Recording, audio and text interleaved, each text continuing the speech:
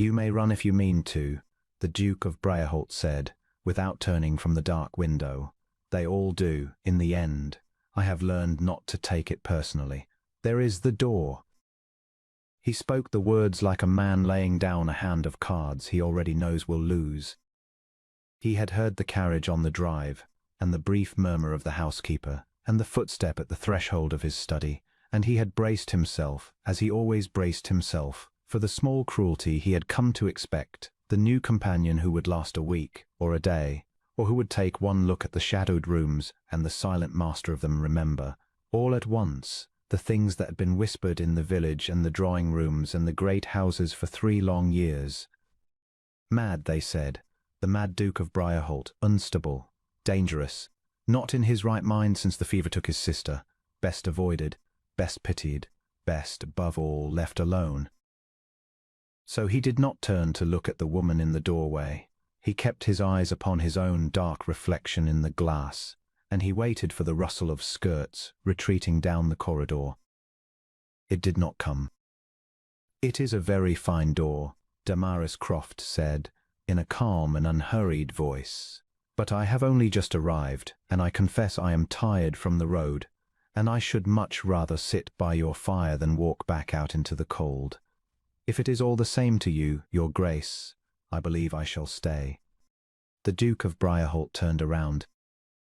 She was younger than her steady voice had led him to expect, with a quiet, plain-featured face and clear eyes that held neither fear nor the bright false courage of those who fear and hide it.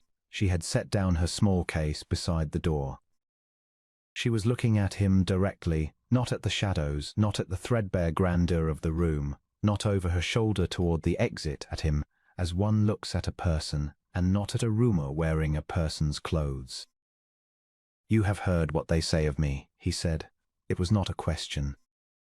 "I have heard a great deal said of you," Damaris answered. "On the road from the village, in the inn, from the very coachman who brought me here, who would not drive past the gates but set me down at the lodge and turned his horses about as though the devil were behind him."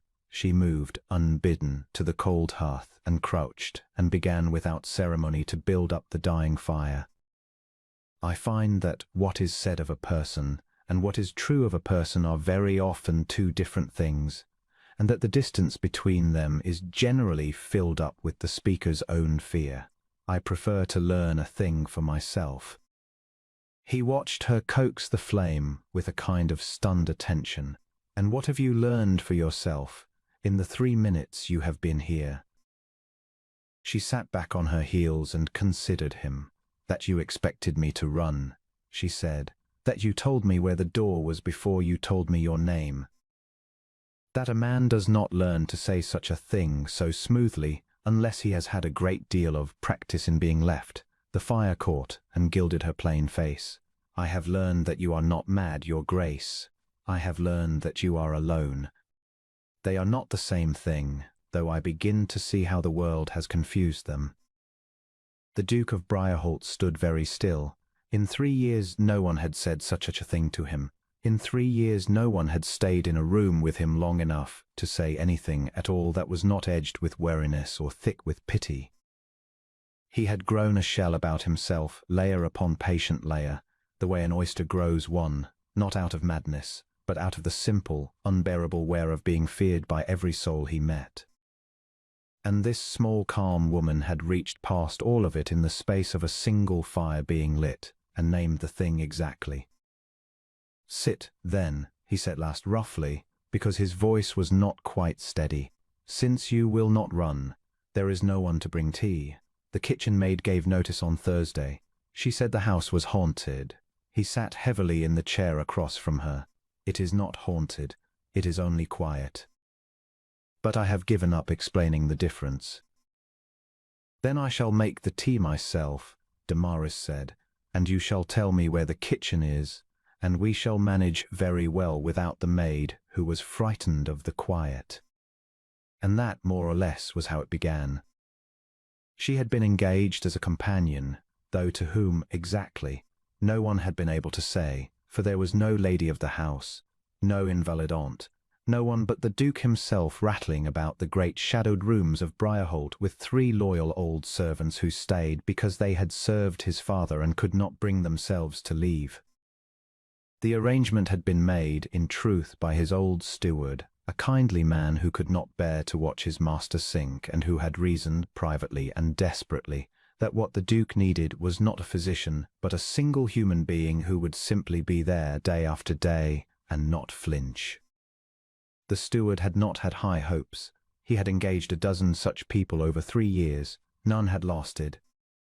Damaris Croft lasted. She lasted the first week, in which she learned the house, and discovered that the rumors of madness rested upon nothing more than a grieving man who could not sleep, and who therefore walked the corridors at night with a candle, and who had once, in the early days of his grief, been heard by a passing groom to speak aloud to the empty chair where his sister had used to sit. From this, a man weeping and speaking to a chair in the dark, the whole monstrous legend had grown. Demurning it, felt a slow anger kindle in her that was unlike her usual calm, and she spoke of it to no one, and resolved within herself to undo it if undoing were in her power. She lasted the first month, in which the Duke of Brierholt, by slow and disbelieving degrees, began to thaw. He had forgotten what it was to be spoken to plainly. She gave him no flattery, which he had despised, and no fear, which had broken his heart by inches, and no pity, which had been worst of all. She simply spoke to him about the books in his neglected library, which she read and discussed with him, about the overgrown garden, which she began, with his grudging permission, to set in order, about the weather and the village and the small daily business of a house coming slowly back to life. And the Duke, who had thought the warm part of himself dead and buried with his sister, discovered that it had only been sleeping, and that it woke at the sound of a calm voice that was not afraid of him. "You are not what I was led to expect," he told her one evening late in that first month.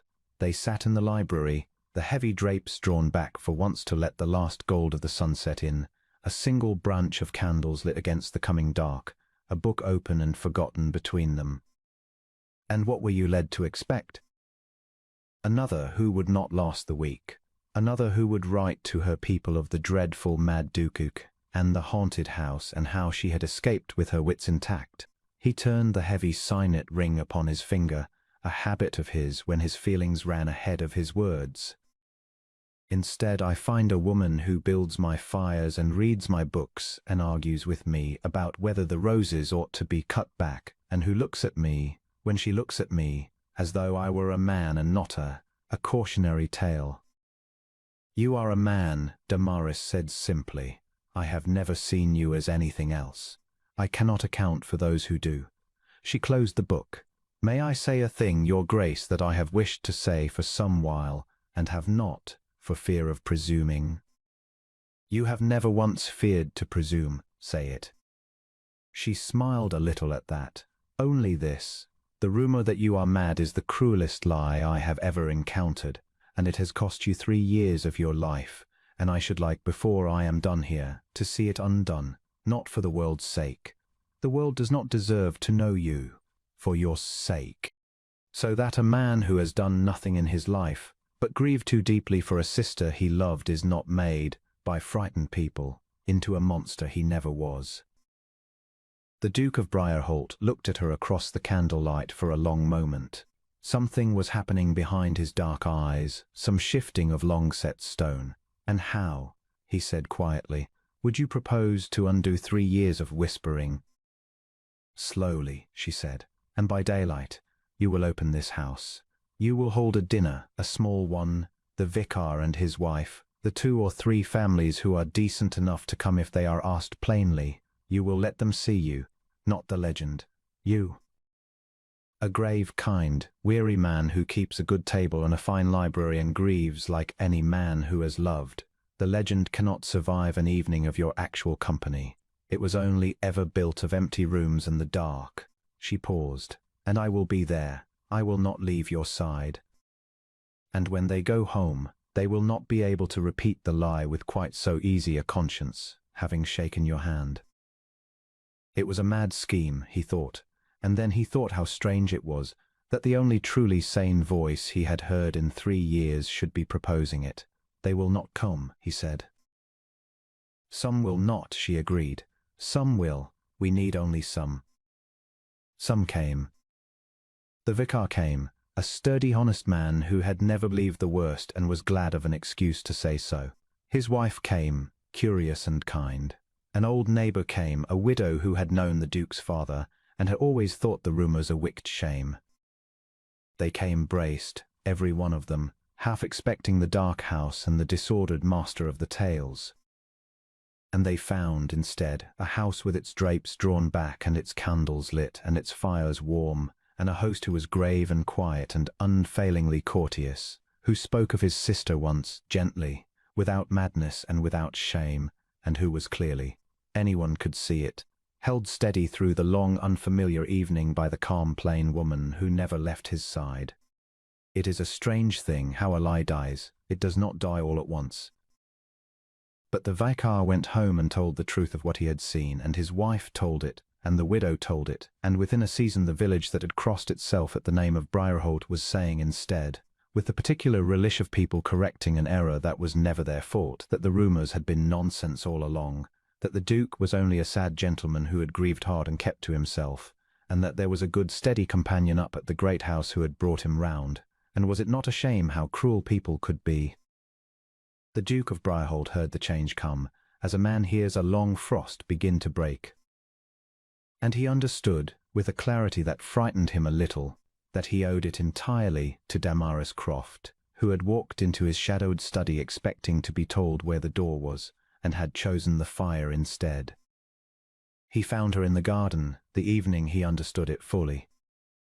She was cutting back the roses they had argued about, in the slow gold light, and he came down the gravel path to her and stood a moment watching, and she looked up and waited, secateurs in hand, in her plain grey gown, with a smudge of earth upon her cheek, and he thought he had never in his life seen anything he wished so much to keep. "You have given me back my name," he said. "I have given you nothing that was not already yours. I only stood beside it until the others remembered." "It is the same thing," he said. "Damaris." It was the first time he had spoken her given name, and they both heard it. "When you were engaged, it was for a season.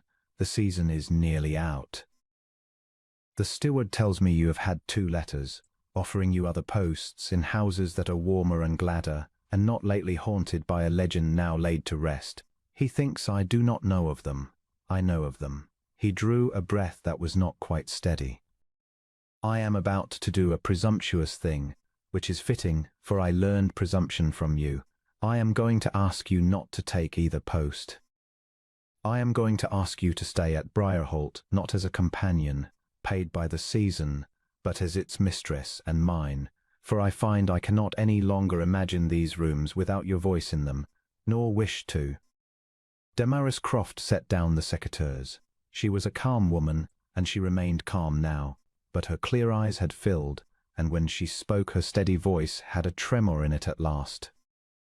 "When I came," she said, "they told me a duke had gone mad with grief in a haunted house, and I did not believe them, and I came to see for myself. And I found a man who had been left so many times he had learned to point at the door before anyone could leave. I have wished, every day since, to be the one who did not leave." She put her earth-smudged hand into his. "I will stay, Severin. I will gladly stay, not because you are a duke. Because you are the kindest, most wrongly used, most quietly worthy man I have ever known, and I should have to be madder than they ever called you to walk out of that door now." He laughed, the rare, startled, rusty laugh of a man relearning the sound of his own joy, and he drew her in and held her there in the gold light among the roses they had argued over and tended together, and neither of them spoke for a while, for there was no need. They were married quietly, in the small church the vicar kept, and the village came every one, the same village that had crossed itself at his name a year before. And the house that had stood shadowed and shut and called haunted was opened wide, with every drape drawn back and every fire lit, and there was laughter in it, and the sound of 2 people who had each been told, in their different ways, that they were not worth staying for, and who had found in one another the staying they had both stopped hoping for. In the years that followed, the Duke of Brierholt was known throughout the county not as the Mad Duke, but only as a grave and gentle man with a kindness in him that ran deep, and a wife who was plainly the steady heart of him. And on the long winter evenings, when the wind moved in the chimneys, he would sit by the fire with Damaris's hand in his, and remember the night she had stood in his doorway and declined, so calmly, to be afraid, and he would think that the world had been wrong about a great many things, but never so wrong as when it had called him alone, for he never would be again.